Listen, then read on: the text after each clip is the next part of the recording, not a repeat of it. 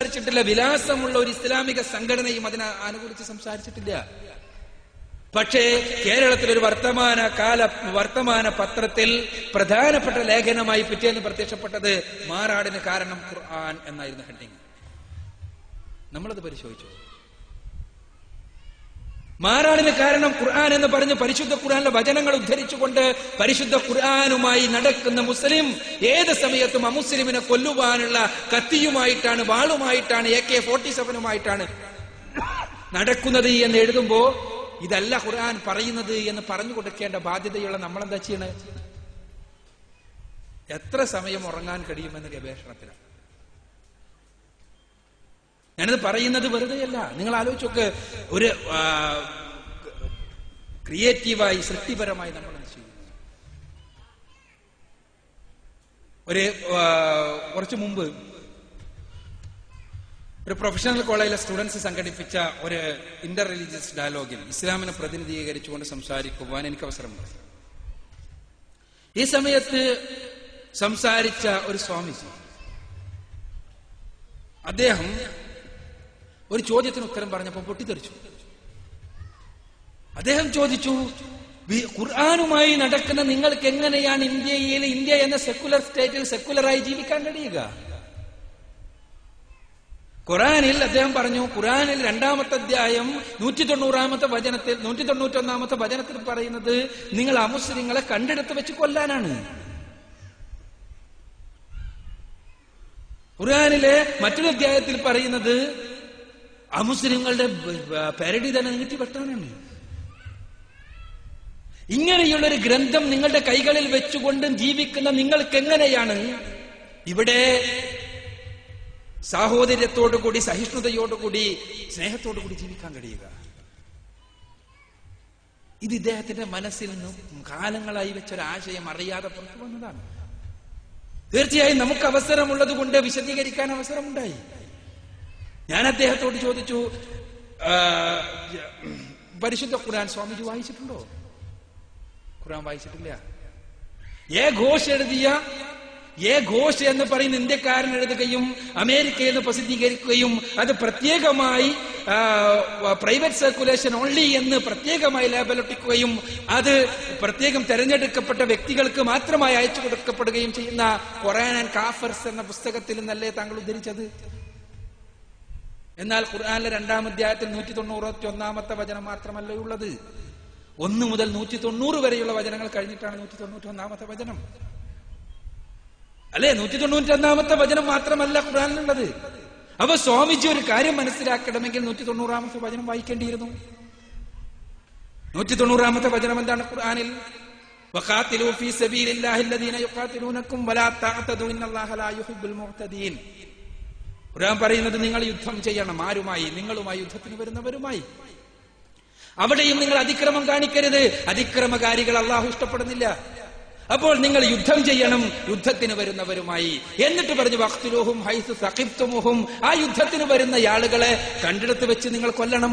യുദ്ധത്തിന് വരുന്ന ആളുകളെ കയ്യും കെട്ടി നിന്ന് നോക്കി നിൽക്കണം എന്നാണോ സ്വാമിജി പറയുന്നത്? തീർച്ചയായും അല്ലല്ലോ. സ്വാമിജി പറയില്ല. ഗീത സ്വന്തം വേദഗ്രന്ഥമായി അംഗീകരിക്കുന്ന സ്വാമിജിക്ക് അത് പറയാൻ കഴിയില്ല. അപ്പോൾ ഖുർആനിൽ നിന്ന് മുസ്ലിങ്ങൾ ആരും ഇത് മനസ്സിലാക്കിയിട്ടില്ല. മുസ്ലിങ്ങൾ മനസ്സിലാക്കിയിരുന്നുവെങ്കിൽ 1000 കൊല്ലത്തോളം മുസ്ലിങ്ങൾ ഇന്ത്യ രാജ്യം ഭരിച്ചല്ലോ. ഒരൊറ്റ സംഭവം, ഈ 1000 കൊല്ലത്തെ ചരിത്രത്തിൽ നിന്ന് ഒരു സംഭവം. പല കാര്യങ്ങൾക്കും മുസ്ലിം ഭരണാധികാരികൾ വിമർശിക്കപ്പെട്ടിട്ടുണ്ട്, തീർച്ചയായും അതല്ല നമ്മുടെ വിഷയം. പക്ഷേ ഒരൊറ്റ സംഭവം, അമുസ്ലിമായി എന്ന കാരണത്താൽ കണ്ടിടത്ത് വെച്ച് ഒരാൾ കൊല ചെയ്യപ്പെട്ടത് ഈ 1000 കൊല്ലത്തെ ചരിത്രത്തിൽ ഒരു തവണയെങ്കിലും ഉദ്ധരിക്കുവാൻ സ്വാമിജിക്ക് കഴിയുമോ? ഇല്ലെങ്കിൽ പരിശുദ്ധ ഖുർആനിൽ നിന്ന് മുസ്ലിങ്ങൾ അത് മനസ്സിലാക്കിയിട്ടില്ല, ഘോഷാണ് മനസ്സിലാക്കിയത് എന്നല്ലേ നാം മനസ്സിലാക്കേണ്ടത്? സ്വാമിജി, ഞാൻ പറയട്ടെ, അദ്ദേഹത്തിന്റെ സംസാരത്തിന് ശേഷം വളരെ ആത്മാർത്ഥമായി എന്നോട് പറഞ്ഞു, ഒരുപാട് കാലമായി എന്റെ മനസ്സിലുണ്ടായിരുന്ന ഒരു സംശയമാണിത്, അതിപ്പോ തീരാൻ അവസരം ലഭിച്ചു, വളരെയധികം നന്ദിയുണ്ട്. ഇത് ഞാൻ പറഞ്ഞത്, ഇതേപോലെ ആയിരക്കണക്കിന് മനുഷ്യരുണ്ട് ഈ രാജ്യത്ത്. ഈ മനുഷ്യരുടെ മുന്നിൽ മുഴുവനും പരിശുദ്ധ ഖുർആനിലെ വചനങ്ങൾ സന്ദർഭങ്ങളിൽ നിന്ന് അടർത്തിയെടുത്തുകൊണ്ട് ഈ ഖുർആൻ ഉണ്ടല്ലോ സ്ത്രീകൾക്കെതിരെയുള്ള ശക്തമായ ആശയങ്ങൾ പ്രചരിപ്പിക്കുന്ന ഗ്രന്ഥമാണ്, സ്ത്രീ വിരുദ്ധതയുടെ തത്വശാസ്ത്രമാണ്, അതേപോലെ തന്നെ അമുസ്ലിങ്ങളെ കണ്ടെടുത്ത് വെച്ച് കൊല്ലാൻ പറയുന്ന തത്വശാസ്ത്രമാണ് എന്ന് പഠിപ്പിക്കപ്പെട്ടുകൊണ്ടിരിക്കുന്നു. നമ്മൾ ഗവേഷണം നടത്തുന്നത് ഇപ്പൊ എന്താണെന്നറിയാമോ? പരിശുദ്ധ ഖുർആനിന്റെ ആശയം അമുസ്ലിമിന് പഠിപ്പിച്ചു കൊടുക്കാൻ പാടില്ല. നമ്മൾ ആലോചിച്ച് നോക്കുക. ഞാനിത് പറയുന്നത് ഞാൻ പറഞ്ഞതുപോലെ ആരെയെങ്കിലും കുറ്റം പറയാനല്ല, നമ്മൾ സ്വയം പരിശോധന നടത്താൻ വേണ്ടിയാണ്. നിച്ച് ഓഫ് ട്രൂത്തുമായി ബന്ധപ്പെട്ടുകൊണ്ട് ഒരു സ്ക്വാഡ് പ്രവർത്തനത്തിന് ഒരു സ്ഥലത്ത് പോയപ്പോ ഒരു മുസ്ലിം സുഹൃത്ത് പറഞ്ഞു, എനിക്ക് ഖുർആനെ കുറിച്ചെല്ലാം പറഞ്ഞപ്പോ അദ്ദേഹം പറഞ്ഞു, എനിക്ക് ഖുർആനെല്ലാം വായിക്കണം എന്ന് വളരെ ആഗ്രഹമുണ്ട്. ഞാൻ ചില മുസ്ലിങ്ങളോട് ചോദിക്കും ചെയ്തു, ഖുർആന്റെ പരിഭാഷ എനിക്ക് തിരിയാവുന്ന ഭാഷയിൽ ഖുർആൻ ഒന്ന് കിട്ടുമോ? അപ്പൊ അവര് പറഞ്ഞു, അത് തുടരുത്, നീ തുട മാത്രം ചെയ്യരുത്. എന്താ? തൊട്ടാ നിന്റെ കണ്ണു പൊട്ടി. ആകെ ഈ സുഹൃത്തുക്കൾ അയാൾക്ക് ഖുർആനെ കുറിച്ച് കൊടുത്ത വിവരം അത് തുടരുത്, തൊട്ടാ പൊട്ടും കണ്ണുന്നാണ്. നിങ്ങൾ ആലോചിച്ച് നോക്കുക. ഞാൻ പറയുന്നത് നാം സ്വയം ചിന്തിക്കാൻ വേണ്ടിയാണ് സഹോദരങ്ങളെ. അതുകൊണ്ട് തന്നെ പരിശുദ്ധ ഖുർആനെ പരിചയപ്പെടുത്താൻ, ഖുർആൻ പഠിക്കാൻ, ഖുർആൻ അനുസരിച്ച് ജീവിക്കാൻ, ഖുർആനിന് മറ്റുള്ളവർക്ക് ഖുർആന്റെ സന്ദേശം എത്തിച്ചു കൊടുക്കാൻ നമുക്ക് കഴിയേണ്ടതുണ്ട്. ഈ പരിശുദ്ധ ഖുർആൻ എന്താ? ലോകത്തിന്റെ മുന്നിൽ ഞാൻ ആത്മാർത്ഥമായി നിങ്ങളോട് പറയുന്നു, അത് ശക്തമായി പറയുന്നു, അതോടൊപ്പം വെല്ലുവിളിയുടെ സ്വരത്തോടു കൂടി പറയുന്നു, ലോകത്ത് മുഴുവൻ ആദ്യം മുതൽ അവസാനം വരെയുള്ള മുഴുവൻ വചനങ്ങളും ദൈവീകമാണ് എന്ന് പച്ചയായി ഉറക്കെ പറയാൻ കഴിയുന്ന, അത് അതിന്റെ വിശ്വാസികളാൽ ഉറക്കെ പറയാൻ കഴിയുന്ന ഒരു ഗ്രന്ഥവുമില്ല പരിശുദ്ധ ഖുർആൻ ഒഴിച്ച്. ഇത് നമ്മുടെ ഒരു അവകാശവാദമല്ല.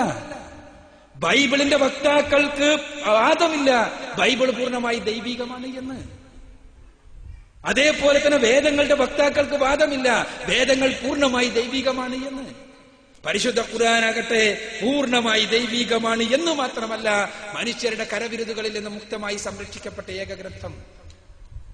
ആ ഗ്രന്ഥം മനുഷ്യരോട് പറയാണ്, അഫലാ യതദബ്ബറൂനൽ ഖുർആന വലൗ കാന മിൻ ഇൻദി ഗൈരില്ലാഹ് ലവജദൂ ഫീഹി ഇഖ്തിലാഫൻ കസീറ. ഖുർആനെ കുറിച്ച് ചിന്തിച്ചു നോക്കിക്കൂടെ? അത് ദൈവത്തിൽ നിന്നുള്ളതല്ലായിരുന്നുവെങ്കിൽ അതിൽ അവർക്ക് ധാരാളം വൈരുദ്ധ്യം കാണാമായിരുന്നു. ഖുർആൻ പഠിച്ചു നോക്കുക, ചിന്തിച്ചു നോക്കുക, ഖുർആനെ പഠിക്കുക, വിമർശിക്കുക. ഖുർആനെ പറയാനുള്ളത് അതാ.